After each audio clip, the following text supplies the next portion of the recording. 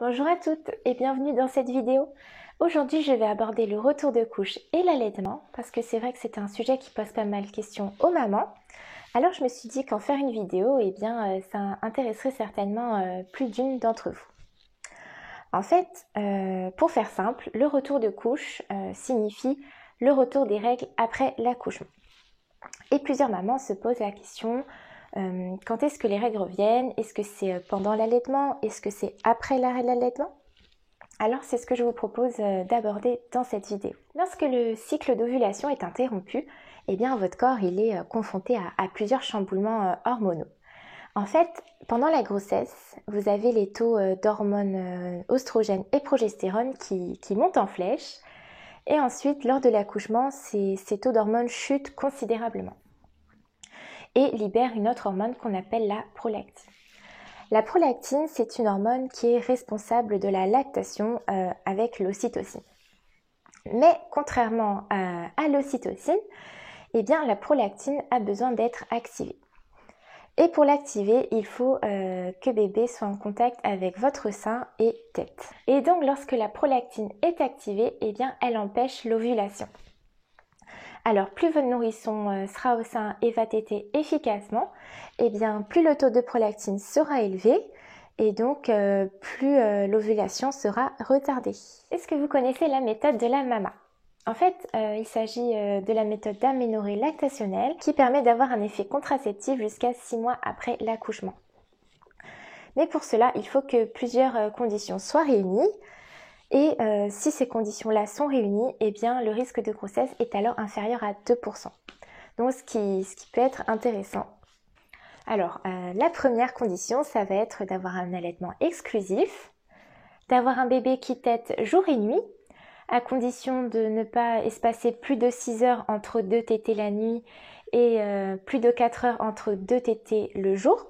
Une autre condition, bien sûr, c'est l'absence totale des règles.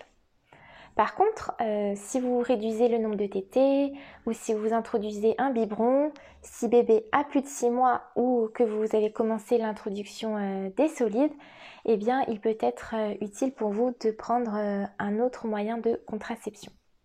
Parce qu'en soi, on ne peut pas dire que la méthode de la MAMA soit vraiment une contraception. Il y a quand même un risque de grossesse. Bon, il est inférieur à 2%, mais il existe quand même. Le retour de couche a lieu environ 6 à 8 semaines après l'accouchement, mais si votre bébé est allaité, eh bien cela peut arriver plus tard. On parle alors de 3 à 6 mois. Bien sûr, cela peut être avant ou même après selon les mamans. En fait, le retour de couche a surtout lieu lorsque les tétées diminuent et lors de l'introduction des solides. Mais une chose à savoir, c'est que tant que la prolactine reste élevée et que vous mettez bien votre bébé au sein jour et nuit, comme je l'expliquais dans la méthode de la MAMA, eh bien il n'y a pas de raison que vos règles reviennent. Lorsque vos règles reviennent, vous n'êtes pas obligé de sevrer votre bébé, car la plupart du temps, le retour de couche et l'allaitement font bon ménage. Bon, bien sûr, il y a certaines mamans qui remarquent quelques petits changements hormonaux, donc les jours précédant l'ovulation, et elles remarquent aussi que les petites habitudes d'allaitement de bébé peuvent être un petit peu perturbées. C'est normal parce qu'il y a plusieurs changements hormonaux qui se produisent. Alors, tout d'abord, le lait va évoluer, donc la composition du lait va évoluer et elle va s'adapter aux besoins de votre bébé. Ensuite, il se peut que vos mamans soient un petit peu plus sensibles que d'habitude, notamment les jours précédant l'ovulation. Il y a aussi certaines mamans qui rapportent une légère diminution de leur production de lait. En fait, elles le remarquent parce que bébé va être un petit peu plus grognon, va être un petit peu plus impatient que d'habitude. Et donc, elles auront la sensation de ne pas avoir assez de lait pour l'enfant. Alors, que pouvez-vous faire si vous êtes dans cette situation?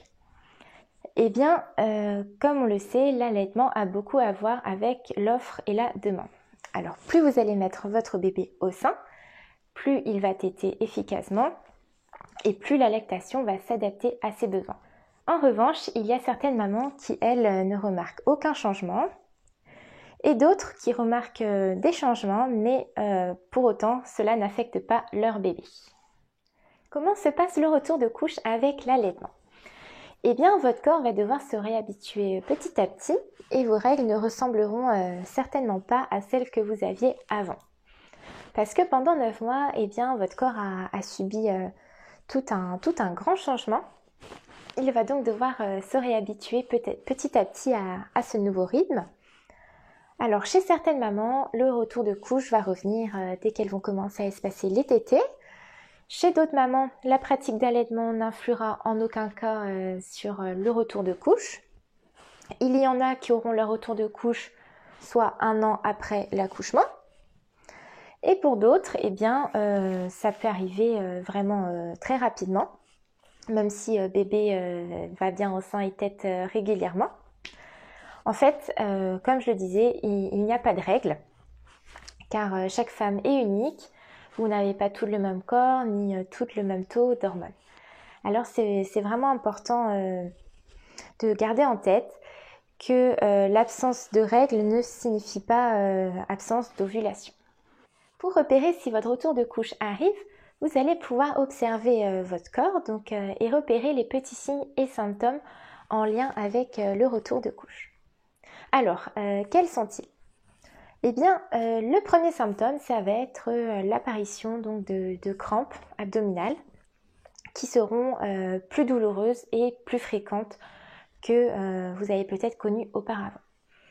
En fait, ces crampes sont un petit peu plus douloureuses parce que pour accueillir bébé, eh bien, votre paroi de l'utérus s'est épaissie et donc il va maintenant falloir détruire cette paroi, d'où les crampes plus douloureuses. Ensuite, d'autres symptômes comme un cycle irrégulier, un flux plus tendu peuvent vous avertir d'un retour de couche imminent. Ah, et j'ai aussi oublié de vous parler des lochies. Donc les lochies qui sont les pertes postpartum, donc elles peuvent durer 72 heures et être plutôt abondantes.